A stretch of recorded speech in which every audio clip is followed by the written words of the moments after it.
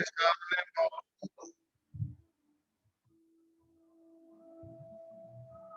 वो देवलोक, पितृलोक और शिवलोक अपने पितरों को प्रणाम करें, उस दिव्य जल से उन सबको स्नान करवाएं,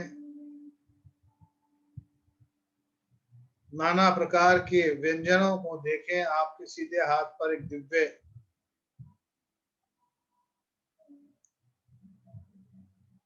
ऐसा एक बर्तन है जहां पर जिस भी प्रकार के व्यंजन को आप याद करते हैं वो उपस्थित हो जाता है। जो भी आपके पितरों को चाहिए सोने के थाल में उनके सामने उपस्थित हो रहा है। उस दिव्य जल से आपने उनको स्नान करवाया। अपने पितरों को भोजन का निमंत्रण दें और उनको भोजन करवाएं।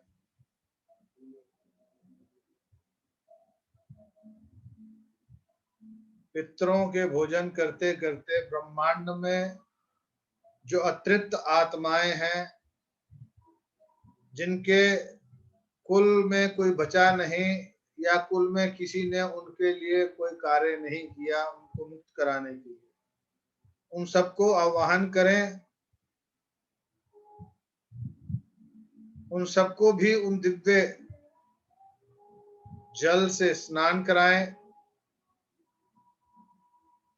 अच्छे सुंदर वस्त्र प्रदान करें और उनको भी स्थान देकर अपने पितरों के साथ भोजन कराने का आग्रह करें और उनके सामने भी उसी प्रकार से नाना प्रकार के व्यंजनों को सोने चांदी के बर्तनों में उनके सामने अर्पित करें और देखें कि वो भोजन पा रहे हैं। आपके पितृ भी आप पर प्रसन्न हैं और वो दिव्य पुण्य आत्माएं भी, जिनको कोई नहीं पूछता था या पूछने वाला नहीं रहा, आपके माध्यम से आज उनको उनका आत्मा तृप्त करने के लिए और आगे का मार्ग प्रशस्त करने के लिए देवलोक और शिवलोक ने अपने द्वार खोल रखे हैं।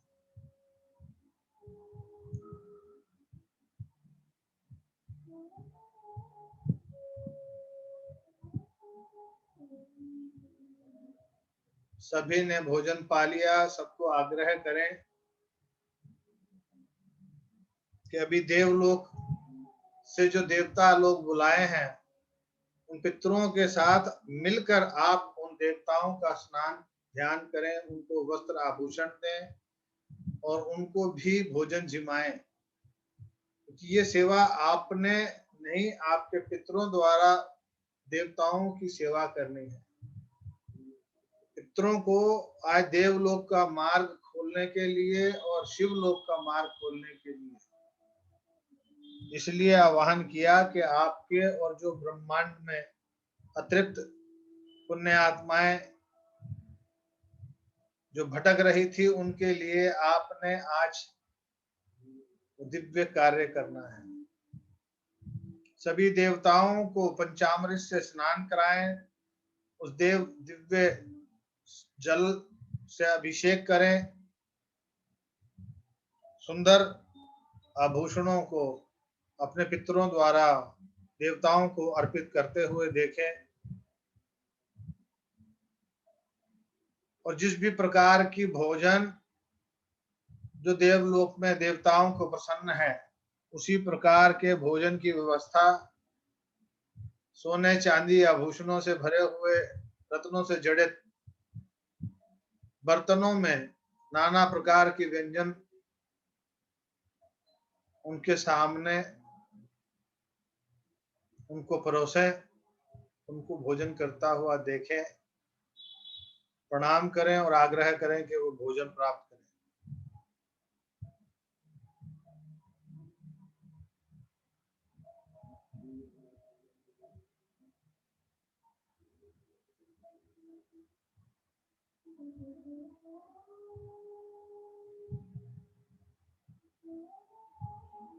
देवलोक में उपस्थित सभी देवतागण अपने पटरानियों के साथ आपके पास आए, आपने उनका मान सम्मान किया, आपके पितरों ने और उन पुण्य आत्माओं ने जो भटक रही थी वर्षों से, सेवा करके उनका आशीर्वाद प्राप्त किया। उनमें जिन जिन दिव्य आत्माओं को देवलोक में गमन करने के लिए स्थान उपस्थित है, देवता गण अपने साथ उनको ले जा रहे हैं, ऐसा देखने का प्रयास करें और उनका आशीर्वाद और कृपा आप पर और आपके परिवार पर बरसती हुई देखें।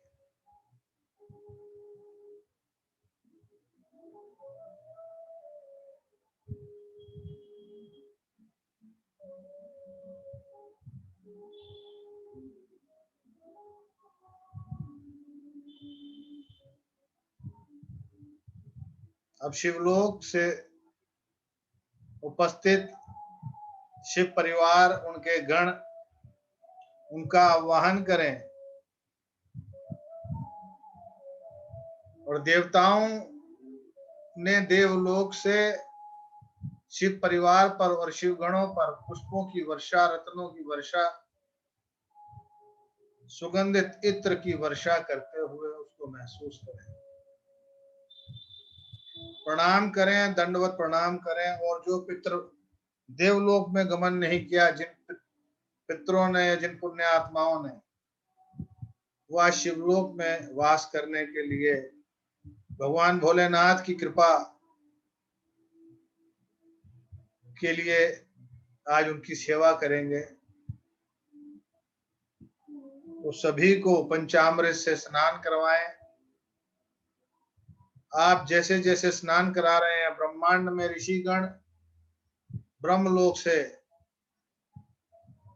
ब्रह्मा जी के गण और ब्राह्मण लोग बहुत ही सुंदर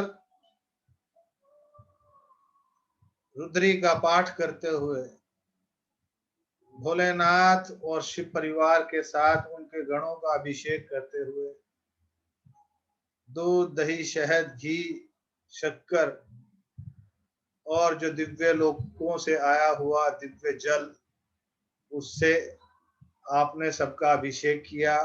आपके पितरों ने अभिषेक किया, जो पितर रह गए थे। अतिरिक्त आत्माओं ने भी अभिषेक किया। उनका मन भी बहुत प्रसन्न है आपके लिए। आपको बहुत आशीष और बहुत शुभाशीष आपके परिवार के लिए।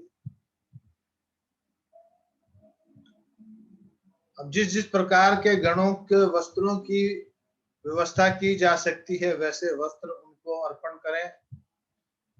उसी प्रकार के भोजन उनको अर्पण करें, नाना प्रकार के सुगंधित, जैसा भोजन जैसे गण को चाहिए वैसा भोजन उन तक सुंदर सोने चांदी के बर्तनों में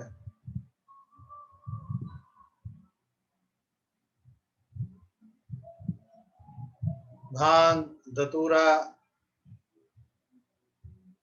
दूध, दही, शहद, छाछ, खीर और नाना प्रकार के पुष्प, फल, अलग अलग प्रकार के व्यंजन, जैसे आप चाहते हैं, जैसे उनको पसंद है, आपके और पितरों के द्वारा, पुण्य तृप्त आत्माओं के द्वारा भोलेनाथ को, शिवलोक से उपस्थित गणों को सेवा करते हुए देखें।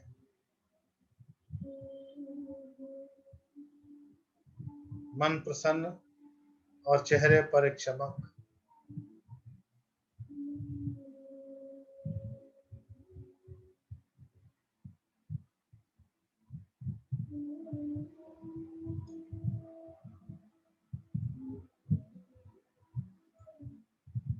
भोलेनाथ जानते हैं कि आज किस वजह से बुलाया गया। उनकी कृपा आप सबके परिवारों पर और आपकी आने वाली कुल पीढ़ियों में किसी भी प्रकार का दोष और ऋण नहीं रहेगा आज की इस क्रिया से। उस कृपा की बारिश को बरसता हुआ महसूस करें। देवलोकों में मंत्रोच्चारणों का नाद, शंखनाद, दुंदुभी मृदंग, उन ध्वनियों को सुनने का प्रयास करें। देवलोक में उपस्थित सभी देवी देवता आपकी इस क्रियाओं से बहुत प्रसन्न हैं। आपके पितृ आपके इस क्रियाओं से बहुत प्रसन्न हैं। ढोल, नगाड़े, मृदंग, छाछ, मजीरे बजते हुए, नृत्य करते हुए, मंत्रनाद करते हुए, ब्राह्मणों का मंत्रोच्चारण के साथ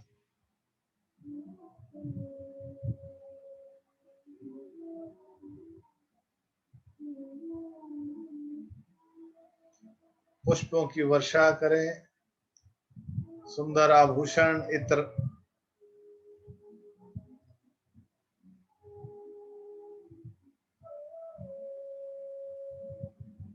भोजन पाने के बाद उनको जल ग्रहण करवाएं, हाथ साफ करवाएं, हाथ धुलाएं। बहुत ही मखमली कपड़े से उनके हाथों को पोंछने के लिए आगे करें। चरणों में दंडवत प्रणाम करें और शिव परिवार से आग्रह करें कि जो हमारे पितृ और जो अतृप्त आत्माएं यहाँ उपस्थित हैं उनको अपने शिवलोक में स्थान प्रदान करें। अपने गणों के रूप में उनको अपने सेवारत रखें। उनको जन्म मरण के बंधन से मुक्ति दें और किसी को यदि जन्म देना भी है तो अच्छी योनि के साथ उसके जीवन के लिए उसको गति प्रदान करें।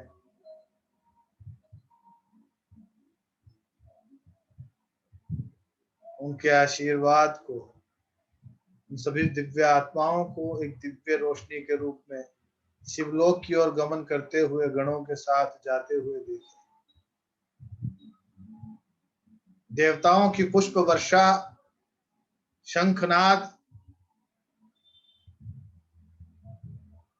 अब शिव परिवार आपके सामने, उनको दंडवत नतमस्तक होकर प्रणाम करें, चरणों को चूमने का प्रयास करें, उनका आशीर्वाद प्राप्त करें। उनकी कृपा की पात्रता आप पर और आपके परिवार पर कृपा हमेशा बरसती रहे, ऐसा आग्रह करें।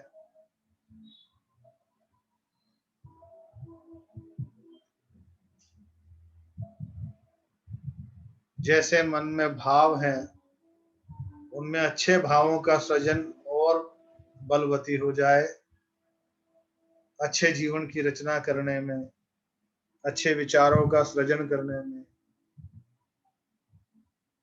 उनकी कृपा आप पर बरसती रहे और सही मार्गदर्शन आपके मस्तिष्क में, आपके विचारों में सही समय पर सही निर्णय लेना और अपने आप को सही मार्गदर्शन करना भगवान भोलेनाथ की कृपा की पात्रता के बिना संभव नहीं।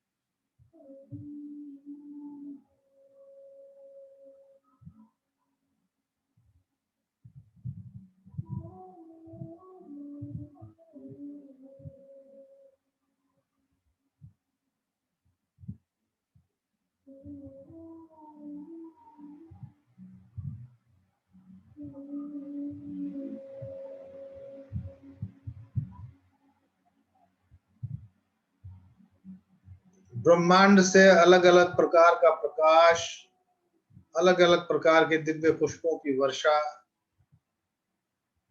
नाना प्रकार की सुगंधित पुष्प, दिव्य पुष्प, ऐसी सुगंधित वातावरण आपके चारों ओर हो चुका है। ऐसी सुगंध, ऐसी ध्वनि, ऐसा वातावरण ना कभी देखा ना कभी सुना। और भोलेनाथ की कृपा को बरसता हुआ देखें, उनके आशीर्वाद की ऊर्जा में अपने आप को नहाता हुआ देखें, उस कवच से अपने आप को और अपने पूरे परिवार को कीलक होता हुआ देखें। हर प्रकार से अपने आप को सुंदर, स्वस्थ, तंदुरुस्त, हर प्रकार का ऐश्वर्य भोग भोगने की, हर प्रकार की ऐश्वर्य की वस्तु, विषय वस्तु और उसके सदुपयोग, सही समय पर सही उपयोग करने की क्षमता। शिव परिवार को शिवलोक में गमन करते हुए देखें। उनके आशीर्वाद की छाया में आप और आपका परिवार बहुत खुश हैं। उनके साथ साथ आपके पितरों ने भी आपको आशीर्वाद दिया, क्योंकि जो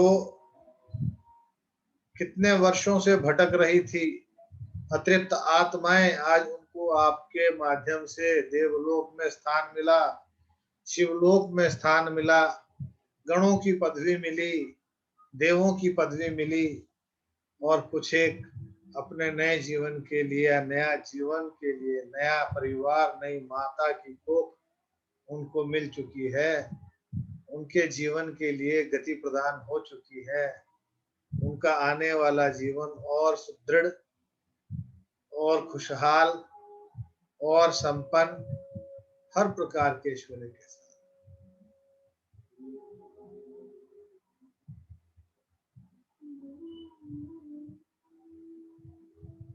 अपने चारों ओर रंग बिरंगे आभा मंडल को फैलते हुए देखें। शरीर के सातों चक्रों के सातों रंग आपके आभा मंडल में आपका एक दिव्य कवच तैयार करते हुए, आपकी इच्छा शक्ति को प्रगाढ़ करते हुए, आपकी दिव्य शक्तियों को और बलवत कराते हुए, इच्छा पूर्ति की शक्ति,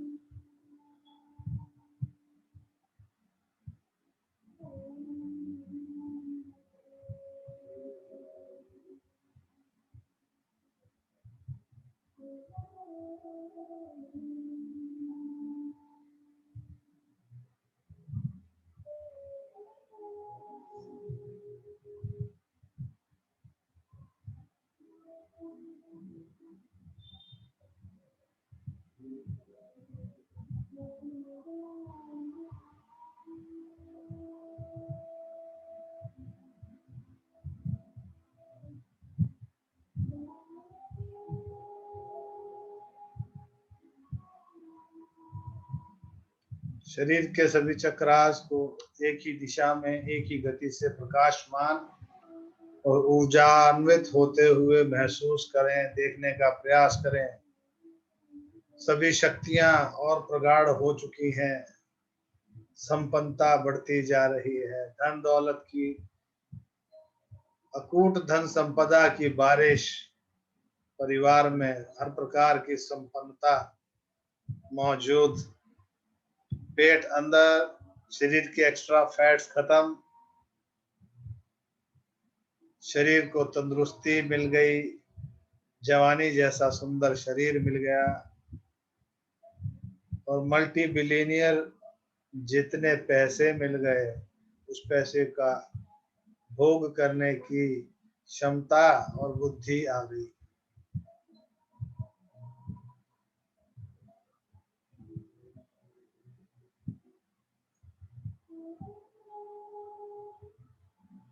पूरी ऊर्जा को पांवों के नाखूनों से लेकर सिर के बालों तक, ऊपर से लेकर नीचे, नीचे से लेकर ऊपर महसूस करने का प्रयास करें, देखने का प्रयास करें।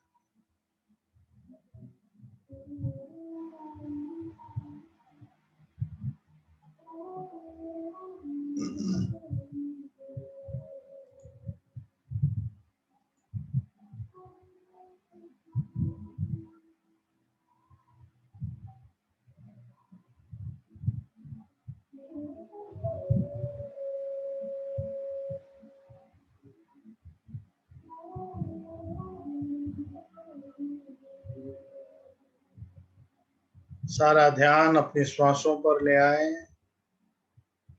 श्वास अंदर और बाहर करते हुए अपने आप को चेतन अवस्था में लाने का प्रयत्न करें। आंखें खोलने से पहले हाथों को रगड़कर आंखों पर लगाना ना भूलें। और जो अनुभूति, जो शक्तियां प्राप्त की हैं, वो आपके साथ सदैव रहे। ये अनुभव आपके साथ सदैव रहे, इसका विश्वास लेकर आप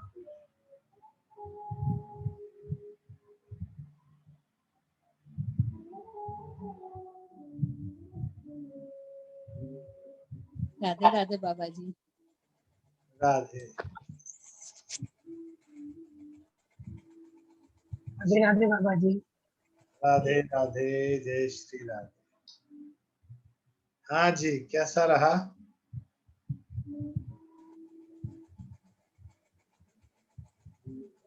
बाबा जी अद्भुत रहा। मैं तो सोच भी नहीं सकती थी कि मैं भी इतना देख सकती हूँ और ये सब कर भी सकती हूँ। वो किया भी और कभी देखा। मुझे मेरे पर ही विश्वास नहीं हो रहा है कि मैं मेडिटेशन भी कर सकती हूँ, वो भी इस तरह का। सब कोई कर सकते हैं, हमारे को अपने ऊपर विश्वास रखना है बस।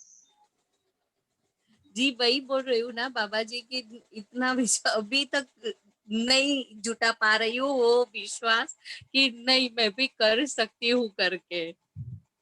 बहुत सुंदर, बहुत सुंदर। कविता बा- कोई और इसके साथ में तो आज पारिजात के फूल की सुगंध आ रही थी। क्या बात, बहुत सुंदर, बहुत सुंदर। पापा जी बहुत, मैं तो लेट आ गई थी लेकिन तो भी मैं कनेक्ट कर पाई वहां पे। तो लेकिन बहुत अद्भुत था। और सुगंध तो मुझे तो चंपा के फूलों की आई। चंपा नहीं, हम लोग चाफा बोलते हैं, चाफा। उस फूल की सुगंध आई और मोगरे की आई। क्या था अवनीत का, लेकिन बहुत सुंदर लग रहा था। देखो अलग और अलग। वो जो पृथ्वी को, हाँ पृथ्वी को हम दे रहे थे ना हीलिंग, वो सबसे अच्छा लग रहा था। क्या अभी कोई महामारी नहीं रहेगी, सब चली जाने वाली है, वो विश्वास आ रहा था कि हाँ, चला चला जाएगा सब कुछ। पूरी वर्ष से हम कुछ लेके देते हैं और जिस भाव से देते हैं तो वो सब अपने आप में पूर्ण होता है। बहुत सुंदर। और फूलों की खुशबू अलग अलग आने का मतलब भी यही है, क्योंकि हर किसी को एक अलग अनुभव होना, हर किसी के पास एक अलग शक्तियों का पहुंचना। हर कोई एक ही चीज का व्यंजन नहीं पसंद करता, एक ही जगह पर जाना पसंद नहीं करता, एक ही प्रकार के फूलों की सुगंध नहीं पसंद करता। वैसे ही जैसी जैसी कृपा आप पर मिलती है, और हर फूल का एक अलग महत्व है। तो मोनिका जी जिस ग्रुप में है उसके अंदर एक सुरेखा जी हैं जो फूलों से प्रोडिक्शन देती हैं। फूलों का आप नाम लो, उस फूलों से वो प्रोडिक्शन देती है। आसरा ग्रुप के अंदर है। आज लेट आए थे, लेकिन अगर अभी, आज तो मैंने फिर भी एंट्री दे दी और कल भी दे दी थी। अभी जब एंट्री हो जाएगा तो 5 मिनट के बाद मैं लॉक कर दिया करूंगा। उसके बाद ये खुलेगा सेशन के बीच में। मैं किसी को एंट्री नहीं देने वाला, क्योंकि बीच में नहीं पता लगता है कि आपको क्या करना है। मोना जी बताइए कैसे हैं? बहुत बढ़िया बाबा जी। मुझे आज ऐसे चेहरे दिखे जो मैंने पहले कभी नहीं देखे थे। आपने वो जो पितरुओं का बोला ना, अब इनकी तरफ के तो मुझे कुछ मालूम भी नहीं है ज्यादा, खाली इनके दादा दादी के बारे में पता है, बाकी तो किसी के बारे में कुछ मालूम नहीं है। तो ऐसे काफी चेहरे दिखे और बस सब बहुत हंसते हुए दिखे सारे लोग। और आप वो शिव जी का बोल रहे थे ना, मैं वो अभिषेक कर ही रही थी और उतने में आपने रुद्री का बोला कि रुद्री कर रहे हैं ऐसे। मतलब इतना अच्छा लग रहा था कि कनेक्ट हो रहा है वो।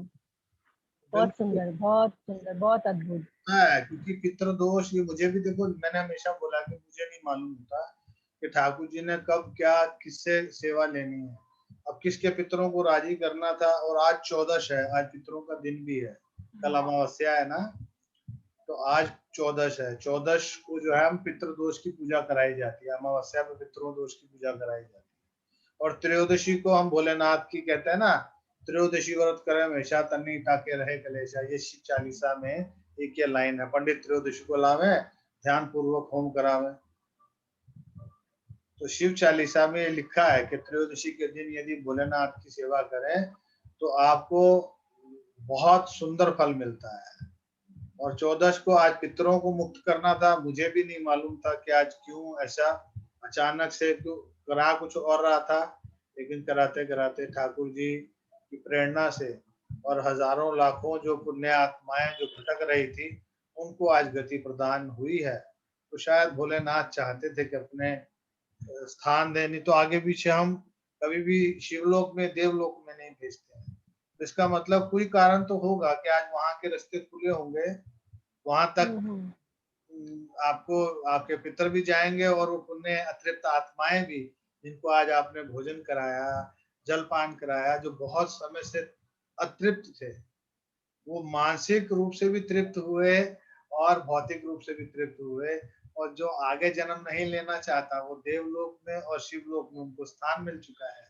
और जिनको एक इच्छा होती, जैसे मैंने बोला कि मेरे को भी 2 जन्म लेना है, मुझे मुक्ति वाला पैटर्न नहीं चाहिए, मुझे भक्ति वाला पैटर्न चाहिए, लेकिन एक जीवन को मेरे को जीना है अपने अलग स्टाइल में, और उसके बाद मेरे को अपने भक्ति वाला प्लेटफॉर्म एक जीवन में जीना है और सशरीर जाना है। मेरे को शरीर को यहाँ छोड़ के नहीं जाना है, तो वो भी होगा, डिसाइडेड है।